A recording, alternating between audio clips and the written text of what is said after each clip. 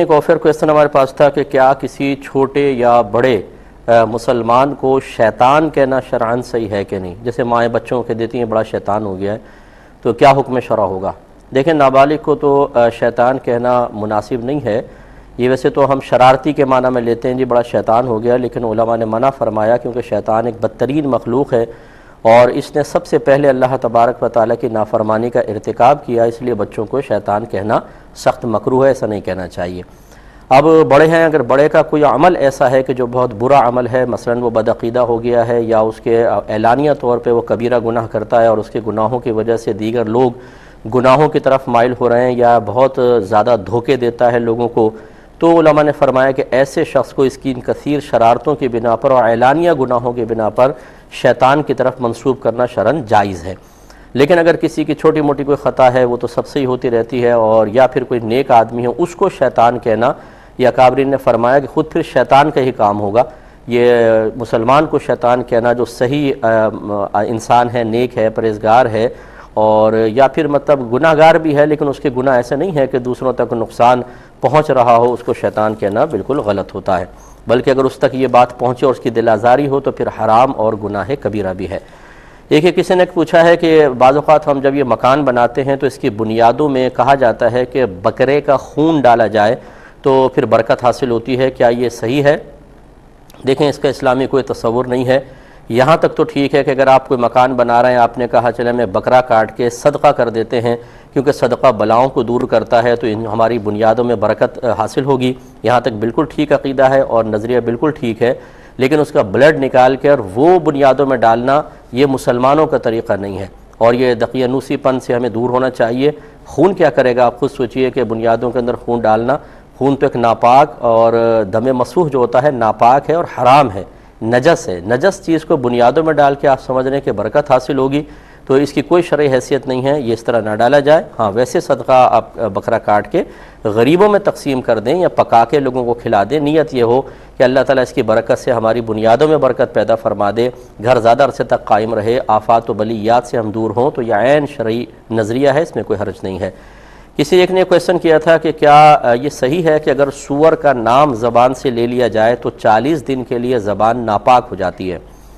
ایسا کوئی شرعی تصور نہیں ہے. یہ ہمارے بعض اوقات گھروں میں مشہور ہوتا ہے، اور یہ کچھ ایسے ہوتے ہیں لوگ جو بیچارے کم علم ہوتے ہیں، وہ کہیں سے بھی بات سن کر پھر وہ اپنے گھر میں اس کو رائج کر دیتے ہیں. بچوں کو باقاعدہ کہتے ہیں کہ دیکھو اس کا نام نہ لینا، اس جانور کا نام نہ لینا ورنہ زبان 40 دن کے لیے ناپاک ہو جائے گی. حالانکہ آپ دیکھیں کہ قرآن عظیم میں خنزیر کا لفظ استعمال ہوا ہے.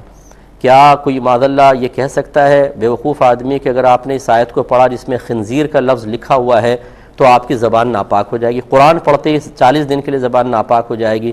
تو یہ بالکل غلط ہے. اس طرح کا کوئی شرعی تصور نہیں ہے. آپ 50 دفعہ نام لیں آپ کی زبان پاک رہے گی.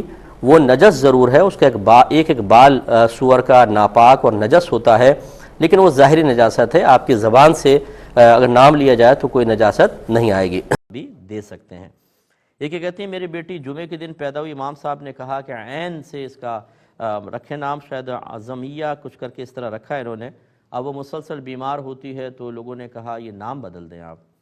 دیکھیں پہلی بات تو یہ کہ اس طرح زائچہ نکال کر اور حرف متعین کرنا کہ عین سے نام رکھ دو، فا سے رکھ دو، میں اس کو ناجائز نہیں کہہ رہا ہوں، لیکن یہ ہمارے نبی کریم صلی اللہ علیہ وسلم کا طریقہ بھی نہیں تھا.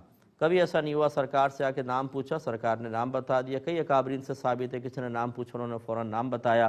نبی کریم صلی اللہ علیہ وسلم کی تعلیم تو اس کے بارے میں یہ ہے کہ اچھوں کے نام پہ نام رکھو. ایک روایت میں فرمایا کہ اللہ کے نیک بندوں کے نام پر نام رکھو، صالحین کے. ایک روایت میں انبیاء علیہ السلام کے نام پر نام رکھو. ہاں برا نام کوئی ہوتا تھا جس سے گندا مفہوم، غلط مفہوم یا بڑی مبالغہ آرائی والا ترجمہ بن رہا ہوتا تھا، سرکار اس سے منع فرما دیا کرتے تھے. تو ایک بات تو یہ کہ یہ کوئی سنت کے مطابق طریقہ نہیں تھا یا کوئی لازم طریقہ نہیں تھا کہ آپ عین نکلواتے اور فا نکلواتے، یہ بات. دوسری بات یہ ہے کہ یہ لوگوں کا کہنا جی نام بدل دیں، نام بھاری ہے. اگر صحیح نام ہو اور بلکہ اچھا نام ہو یہ کبھی بھاری نہیں ہوتا. بھاری ہلکے کا کیا مطلب ہے؟ تول کے دیکھا ہے آپ نے اس کو؟ یا یہ کہنا مقصود ہے کہ معاذ اللہ جیسے آپ کسی نے محمد عمر نام رکھا تو کہتے ہیں جو عمر جس کا نام ہوتا ہے نا بڑا جلالی ہوتا ہے اور فلاں ہوتا ہے، نام بدل دو. تو معاذ اللہ ثم معاذ اللہ ان اچھے ناموں کے کوئی برے اثرات نہیں ہوتے. اور مجھے یہ بتائیے کہ جنہوں نے اس طرح زائچہ نکال کے نام رکھوائے یا اچھے نام رکھے، اور تو کیا ان سب کو ہر قسم کی مشکلات اور آفات اور پریشانی سے نجات مل جاتی ہے؟ ایسا نہیں ہوتا ہے۔ یہ ہم نام بس اچھوں کے نام پہ نام رکھیں، باقی یہ سوچنا کہ اس سے فلاں زیچہ نکلوا لیا، فلاں نام تبدیل کر دیا تو پھر وہ بہاریں آ جائیں گی، آسمان سے پتہ نہیں من و سلوہ نازل ہونا شروع ہو جائے گا، ایسا نہیں ہوتا ہے۔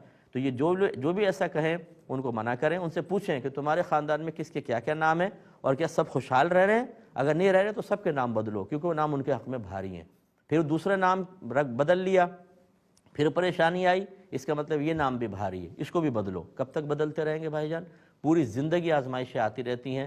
نام بالکل ٹھیک ہے، کوئی تبدیل کرنے کی ضرورت نہیں ہے، اور نہ ان تکلفات میں مبتلا ہونے کی حاجت ہے۔ اچھوں کے نام پہ نام رکھیں، بس اتنا کافی ہے۔